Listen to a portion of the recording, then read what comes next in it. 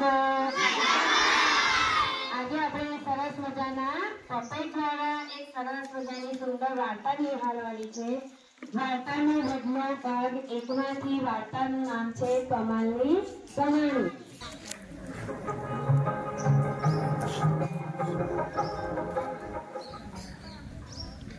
એક હતા પોપટભાઈ, ખૂબ મોજીલા.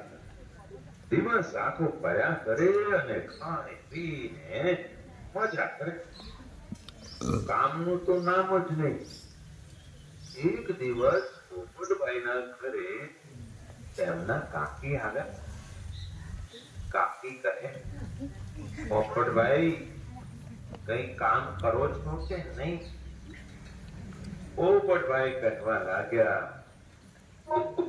અમે પોપટભાઈ લહેરીલા, અમે પોપટભાઈ લહેરીલા, માથે માથે પોરહીલા, આંબા ડાળે ઝૂલનારા, ચમરુખ મરચા ખાનારા, અમે પોપટભાઈ લહેરીલા, અમે પોપટભાઈ લહેરીલા.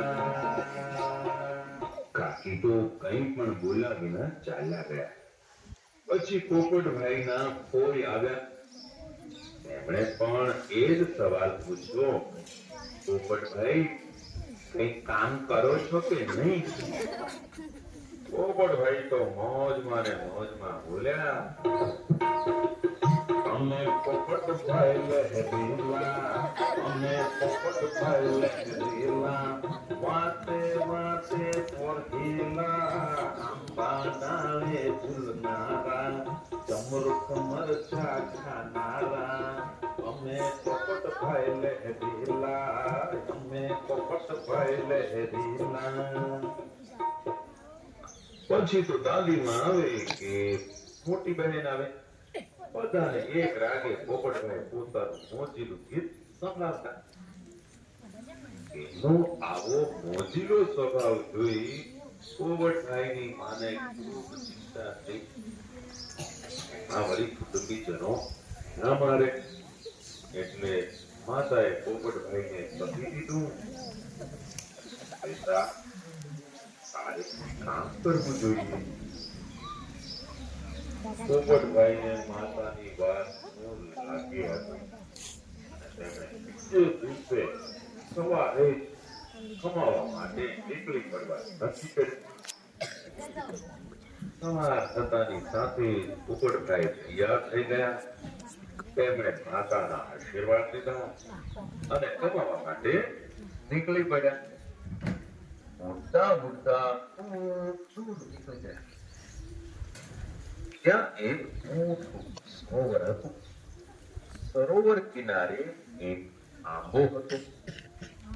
એ આંબા ઉપર પોપટભાઈ બેઠા. આંબે તેઓ સરસ મજાની કેરી ખાય અને મનમાં વિચાર કરે કે કમાવા માટે તો આવ્યો છું, પણ પૈસા કમાવા કઈ રીતે? ત્યાં તો ગાયોનો ગોવાળ નીકળ્યો. ગોવાળને ખૂબ ભૂખ લાગી હતી. આજુબાજુ જોયું તો આંબાનું ઝાડ દેખાયું અને ઝાડની ડાળીએ ઝૂલતા પોપટભાઈ પણ દેખાયા. ગોવાળ તો પોપટભાઈને જોઈને બોલ્યા, ઓ મોજીલા પોપટભાઈ, આંબે ઝૂલતા પોપટભાઈ, આપો કેરી ભાંગે પૂ, ગાય લઈને પામો છું, ગાય લઈને પામો છું, ઓ મોજીલા પોપટભાઈ. પોપટભાઈ તો ગાયના ગોવાળને કેરીઓ આપી. કેરી ખાઈને ગાયોનો ગોવાળ રાજી રાજી થઈ ગયો અને તેણે પોપટભાઈને એક ગાય આપી. થોડી વાર થઈ એટલામાં ત્યાંથી ભેંસોનો ગોવાળ નીકળ્યો. એ ખૂબ થાકેલો હતો અને ભૂખ પણ બહુ લાગી હતી. એણે જોયું તો આંબાના ઝાડ પર પોપટભાઈ બેઠા હતા અને ગાતા હતા, આંબાની ડાળીએ લીલા પોપટ કેરીઓ ખાય છે પટ પટ પટ, આંબાની ડાળીએ લીલા પોપટ કેરીઓ ખાય છે પટ પટ પટ.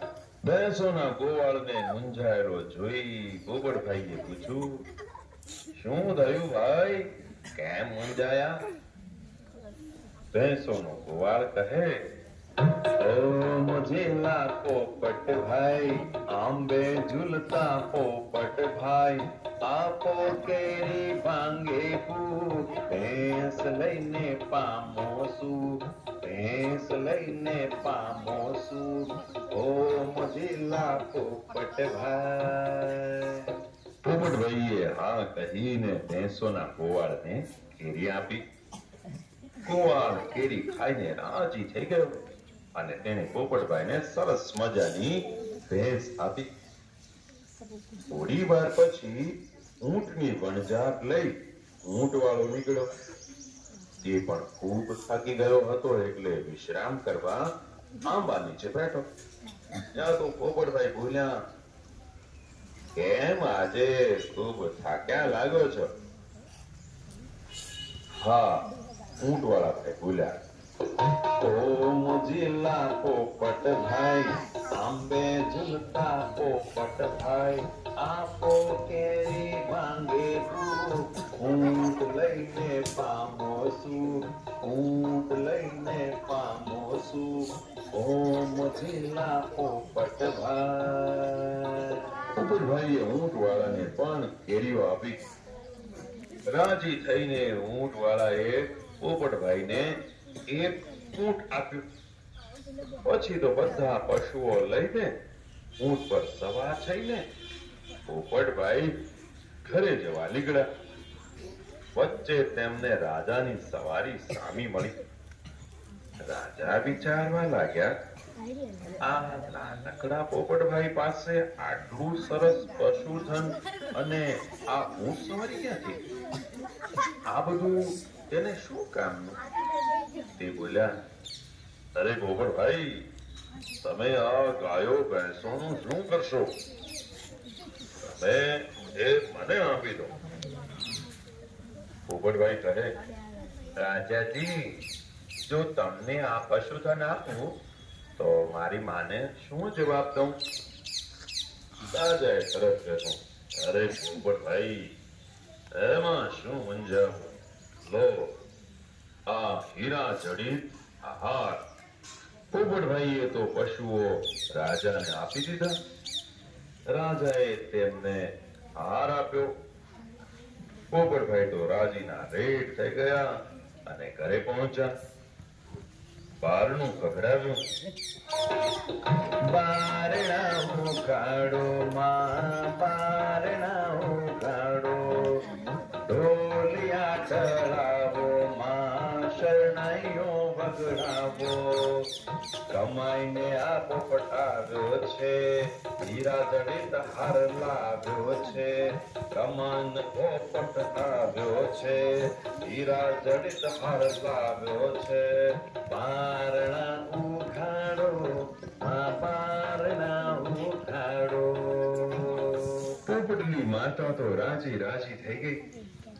એણે તરત દોડીને બારણું ઉઘાડ્યું અને મીઠો આવકાર આપ્યો. પછી તો મા દીકરો રાજી ખુશીથી જીવન જીવવા લાગ્યા.